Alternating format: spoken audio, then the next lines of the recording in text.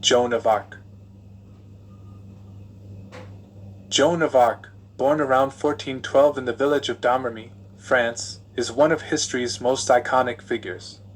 She was a peasant girl, who, during the 100 Years' War between France and England, believed she was chosen by God to lead the French army to victory and help crown Charles VII as the rightful king of France. Joan was born to Jacques d'Arc and Isabelle Romy, farmers in a small village. Although illiterate, she was deeply religious and, at the age of 13, began to experience visions and hear voices that she believed were from saints such as Saint Michael, Saint Catherine, and Saint Margaret. These voices urged her to support Charles VII in his efforts to reclaim the French throne. By 1429, at the age of 17, Joan traveled to Vaucouleurs to petition local officials to take her to Charles. She claimed divine guidance in helping him repel the English and their Burgundian allies. After much skepticism, she was finally granted an audience with Charles VII. Impressed by her conviction and the accuracy of certain private information she revealed, Charles allowed her to accompany the army. Joan dressed in armor and led French forces in several key battles.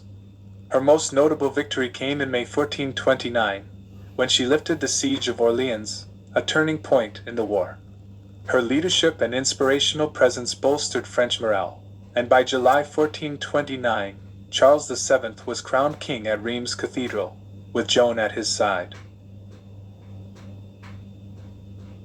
In 1430, during a military operation to defend Compiègne, Joan was captured by the Burgundians, allies of the English. She was handed over to the English, who saw her as a threat to their claims in France. They put her on trial for heresy, witchcraft, and cross-dressing, since she wore male military attire. The trial, led by pro-English clergy, was politically motivated, with the goal of discrediting both Joan and Charles VII.